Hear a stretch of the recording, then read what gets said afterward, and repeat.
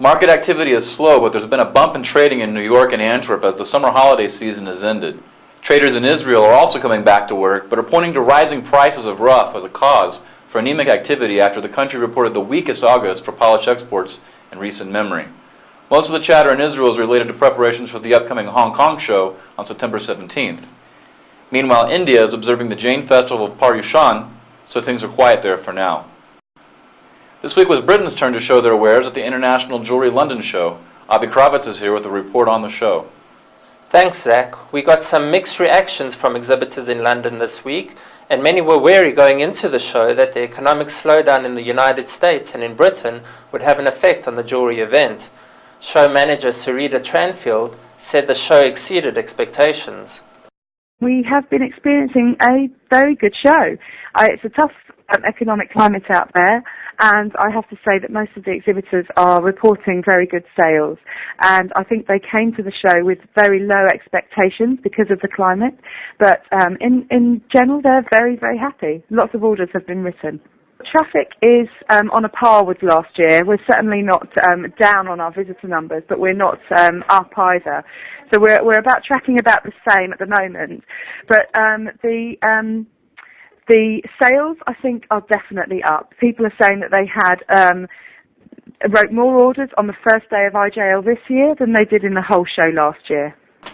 London is considered a somewhat conservative market and a difficult one for newcomers. First-time traders we spoke with had a difficult week and didn't do too much business, while foreign traders who have an established client base in London did okay, maybe slightly less than last year. The show did prove a success for that third category of sellers, being local UK companies who had a lot of inquiries and reaped the benefits with orders. For those who sold, stones below 2 carats, GH, SI plus clarity, were the hot items at the show this year.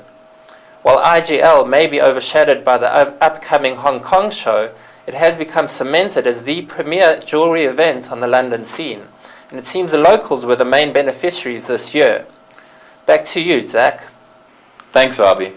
Gemfields Resources completed its agreement with Pallinghurst to license the Fabergé brand as a high-end, conflict-free, and ethically mined diamond and gemstone line of jewelry. Fabergé gemstones will be individually numbered and certified. The license covers an initial 15-year term, and the company plans to offer the first Fabergé colored gemstones in 2009. The Mumbai-based Gitanjali Group withdrew its bid on some 250 Whitehall stores, saying the bankrupt U.S. retailer didn't accept its offer. Gitanjali contends it may still buy 100 Whitehall stores during the liquidation process, but Michael Hill International gave liquidators a successful $5 million bid for some 17 locations in the Chicago and St. Louis areas. It may come as a surprise to some, but despite Canada's vast diamond resources and array of diamond jewelers and manufacturers, the nation has no diamond bourse. We spoke with Bhushan Vora, president of Gemstar, who is also the president of the Diamond Manufacturers Association of Canada, who expects to establish a diamond bourse by 2009. Basically, you see, this bourse thing has been brewing for a long, long time. It's not something new, right?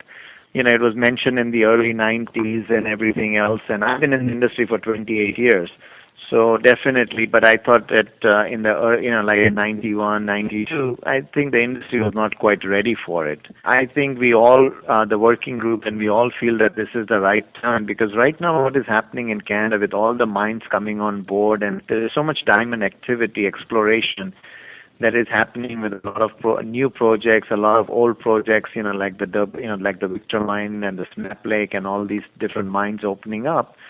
I think that the bourse is the right time to help the industry focus as an association.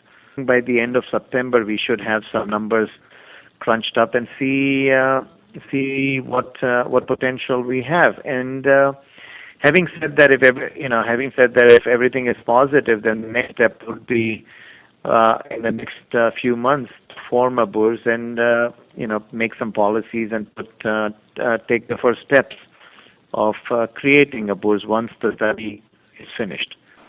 With August gold prices hovering around the $800 mark and just before India's festival season, demand spiked in India last month to 100 tons, are 45% up from August 2007. This is quite a reverse from July of this year, with consumption of the metal down to 22 tons. When prices sank, Indians took to buying gold in August for fear the prices might be at their low point, logging nearly a five-fold increase in gold consumption for July. That's all for this week, and remember to check diamonds.net for up-to-the-minute news from around the world.